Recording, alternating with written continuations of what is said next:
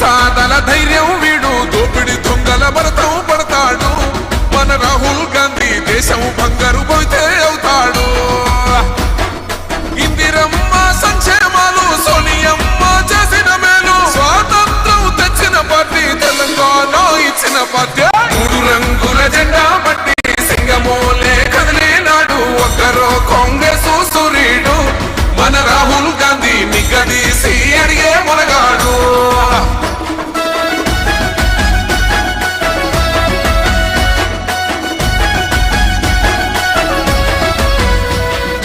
ఇంటింటికి మేలే చేసిన ఇందిరమ్మ వారసుడమ్మ గట్టి పుట్టుగై అడుగులు వేశాడు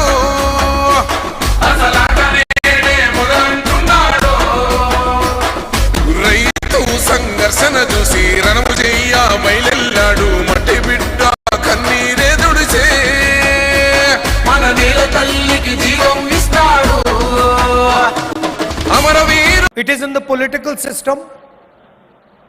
It is every single place. ఈ కుల వివక్ష కార్పొరేట్ కంపెనీలో ఉంది, న్యాయ వ్యవస్థలో ఉంది, రాజకీయ వ్యవస్థలో ఉంది, ప్రతి చోట ఉందని చెప్పి నేను భావిస్తున్నాను.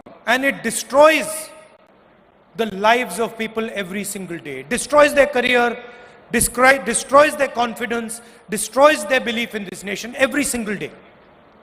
ఇది చాలా మంది జీవితాలను నాశనం చేస్తుంది, వాళ్ళ ఆత్మస్థైర్యాన్ని వాళ్ళ ఆత్మవిశ్వాసాన్ని కూడా నాశనం చేస్తుందని చెప్పి నేను భావిస్తున్నాను. Now I am not saying something very controversial.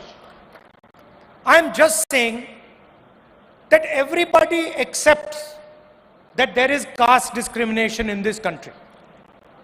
Let us now find out the true extent of the caste discrimination. నేను వివాదాస్పదంగా మాట్లాడదలుచుకోలేదు.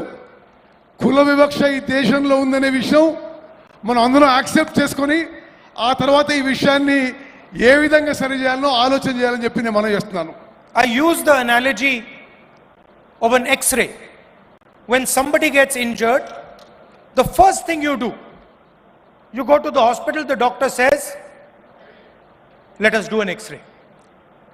నేను ఒక ఎక్స్రే లాగా పోలుస్తున్నాను. ఎట్లంటే ఎవరికి యాక్సిడెంట్ అయినా డాక్టరు మొదటిగా ఏమంటాడంటే హాస్పిటల్ పోయి ఎక్స్రే చేయించుకోవాలని.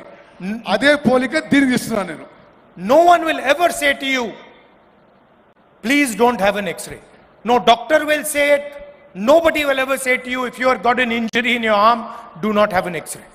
మీకు దెబ్బ తాకితే ఎవరు కూడా డాక్టర్ కూడా ఎవరు కూడా ఎక్స్రే చేసుకోవద్దని చెప్పరు మీకు. In fact, if some doctor were to tell you that I suspect that your arm is broken, but you should not have an X-ray, you will say that the doctor is crazy. ఒక doctor మీకు మీ చెయ్యి ఇరుగుండొచ్చు కానీ మీరు x ray చేసుకోవద్దు అని చెప్తే ఆ doctor పిచ్చోడని అనుకుంటాం మనం. The doctor does not understand the basics of medicine. అంటే ఆ డాక్టర్ కి మెడిసిన్ యొక్క బేసిక్స్ అని చెప్పి స్పష్టమవుతుంది. And that is all I am saying. I am saying we all agree that there is a concept called caste in India. We all agree that there is a concept called caste discrimination in India. Let us simply measure it and tell everybody in this country the extent of this discrimination. That's all. ఈ కుల వ్యవస్థ ఉందని, ఈ కుల వివక్ష ఉందని భారతదేశంలో ముందు మనం ఒప్పుకుందాం. ఒప్పుకొని ఆ తర్వాత పూర్తిగా ఏ ఎక్స్టెంట్కి ఉంది, ఏ విధంగా ముందుకు పోదాం అని చెప్పి మనం నిర్ణయాలు తీసుకుందాం. And the moment I say this, the people in the BJP, the leaders of the BJP, the Prime Minister suddenly start to say that I am dividing the country. నేను ఇది మాట్లాడగానే బీజేపీ నాయకులు, ప్రధానమంత్రి కూడా నేను దేశాన్ని విభజించే ప్రయత్నం చేస్తానని నా మీద ఆరోపణలు చేస్తున్నారు. Since when has revealing the truth of this country divided this country? దేశం గురించి నిజం చెప్తే అది దేశాన్ని విభజించడమా అని చెప్పి నేను అడుగుతున్నాను. All we are saying is let us explore the truth. నేను అంటున్న ఒకటే, మనం నిజం పరిశీలించాలి, నిజం తెలుసుకోవాలని చెప్పి నేను మనం చేస్తున్నాను. Foundation of all our religions is truth. Foundation of all our religions is ahimsa. All we are saying is let us explore the truth of discrimination. అన్ని మతాల్లో ఉన్న విషయం మనం నిజంతో పోవాలని, మనం ఈ విషయంలో కుల విషయంలో కూడా నిజం తెలుసుకొని ముందుకు పోవాలని చెప్పి నేను మనం చేస్తున్నాను.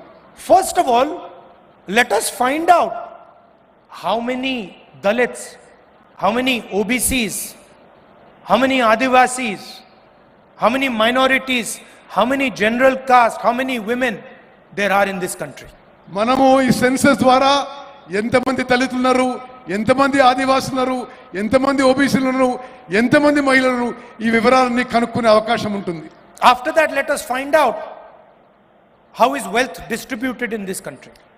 అది చేసిన తర్వాత దేశం యొక్క ధనం ఏ విధంగా ఈ సామాజిక వర్గాల్లో మరి విభజించబడదో అది కూడా కనుక్కుందాం. What share of wealth do Dalits have? What share of wealth do OBCs have? What share of wealth do women have? Let us find this out. దేశం యొక్క ధనం దళితుల దగ్గర ఎంత ఉంది, ఆదివాసుల దగ్గర ఉంది, ఓబీసీల దగ్గర ఎంత ఉంది, అది మనం కనుక్కోవాలి. Let us find out how many poor general caste people there are. ఎంతమంది నిరుపేదలు ఉన్నారో మరి తెలుసుకోవాలి మనం. Let us ask ourselves the question, how many Dalits are there in corporate India?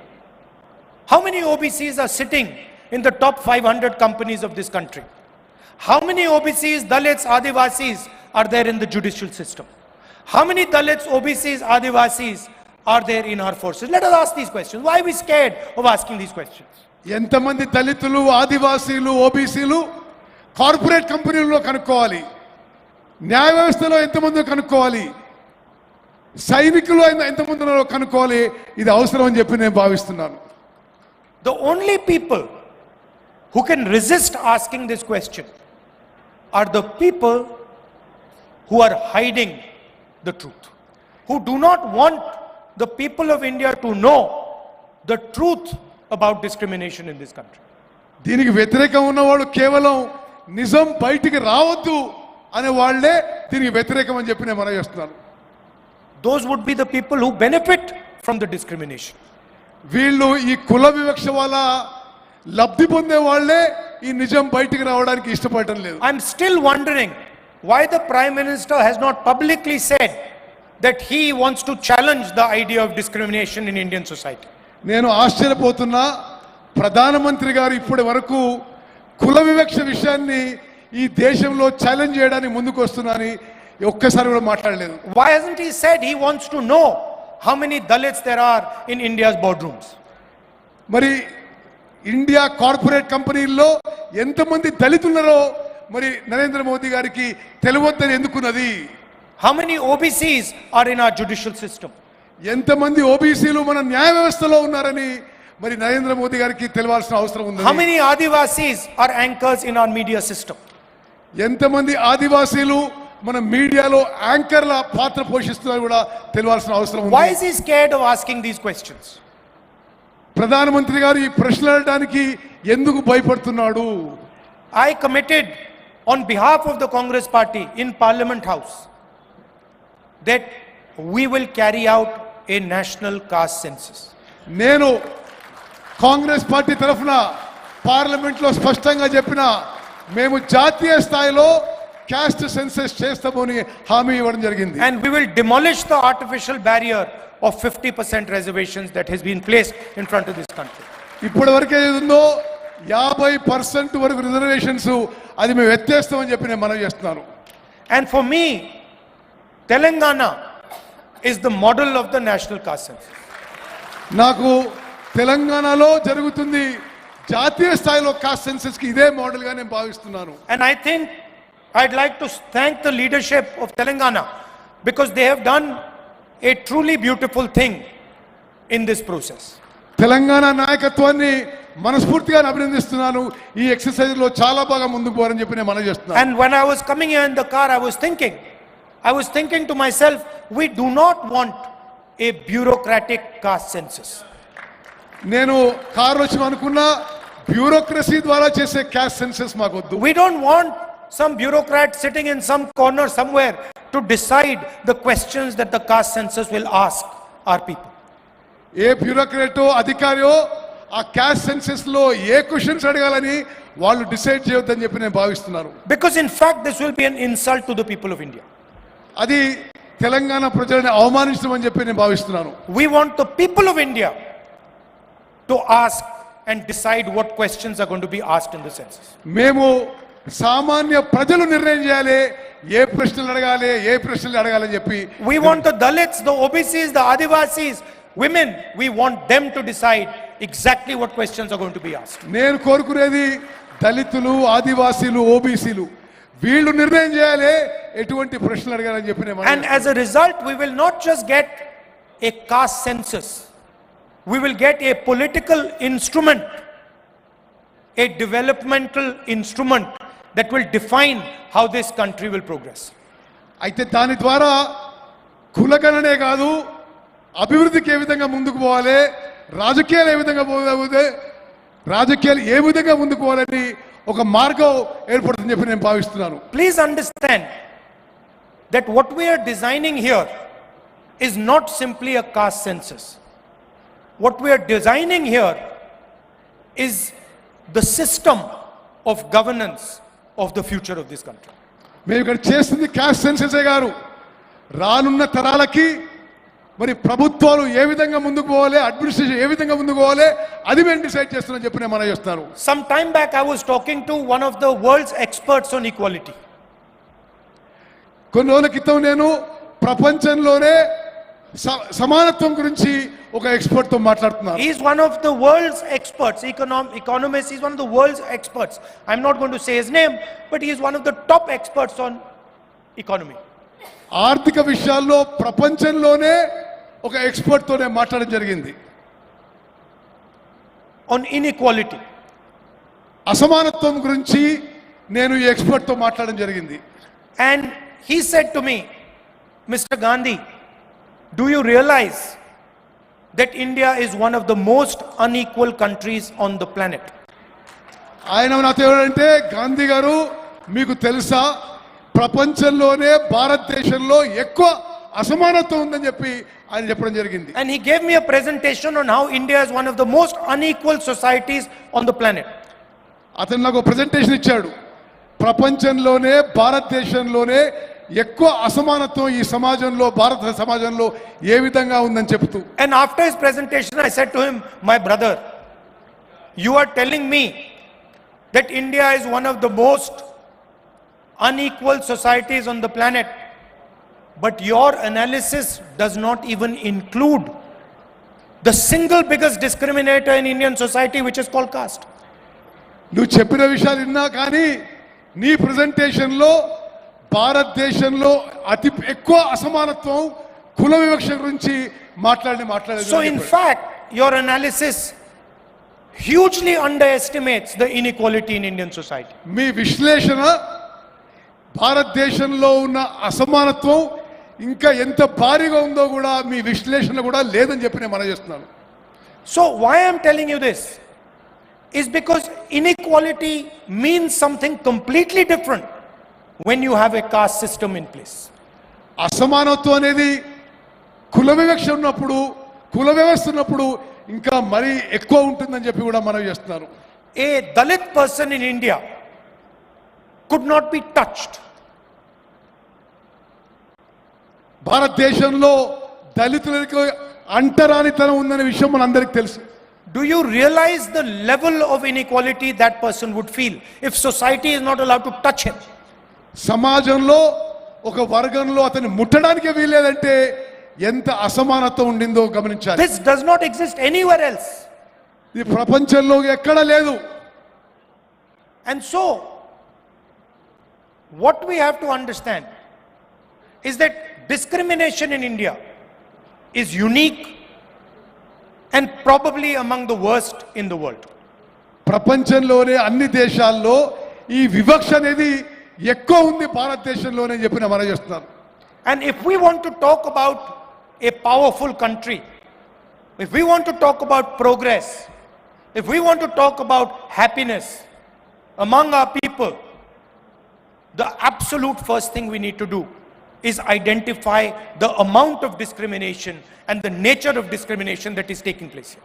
దేశం ఆర్థికంగా శక్తివంతంగా ఎదగాలంటే, దేశంలో సంతోషం పెరగాలంటే ఈ కుల వివక్షని నిర్మూలన చేయాల్సిన అవసరం ఉందని చెప్పి నేను భావిస్తున్నాను. As a politician, I am accountable to you. ఒక రాజకీయ నాయకుడిగా నేను మీకు జవాబుదారీగా ఉండాలి. And when I speak of caste census, I speak as a result of that accountability to the people of India.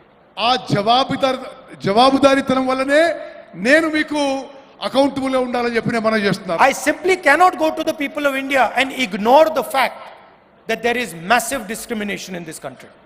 నేను ప్రజల మధ్యకు పోయి వీళ్ళలో అంత వివక్ష ఉందని చూసి అది మరి ఓర్చుకోవడం మంచిది కాదని చెప్పి I cannot lie to Dalits. I cannot lie to Adivasis. I cannot lie to minorities. I cannot lie to women that this country is fair to you. దళితులకి, ఆదివాసీలకి, OBCs. ఓబీసీలకి, మహిళలకి ఈ కంట్రీ మీకు సమానంగా ఉంటుంది, మీకు ఫేర్ గా ఉంటుందని నేను చెప్పలేకపోతున్నాను. Other people may be able to lie to you about it. I cannot lie to you about it. నేను ఆ విధంగా అబద్ధాలు చెప్పలేకపోతున్నాను. So I am fully committed to ensuring not only that caste census happens in Telangana, but that Telangana becomes the model for the caste census in the country.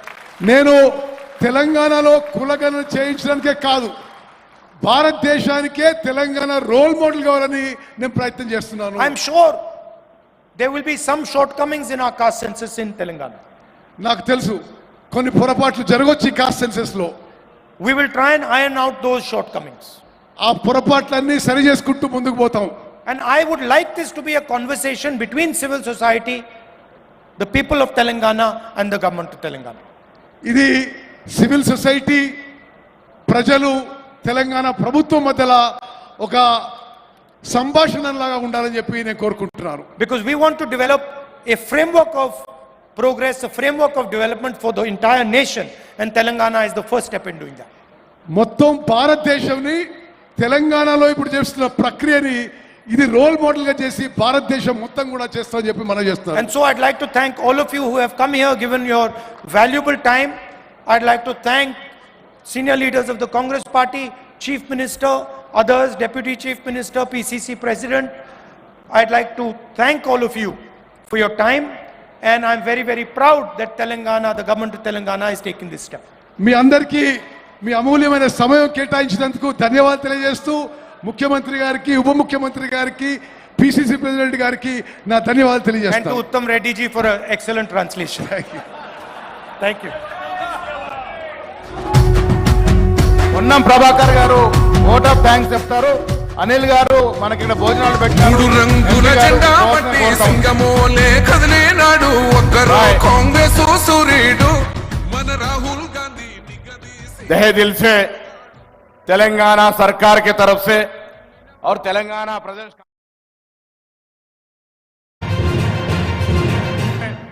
Telangana एक role model होगा इतिहास में, देश की दिशा दशा बदलने के लिए मैं बात कहते हुए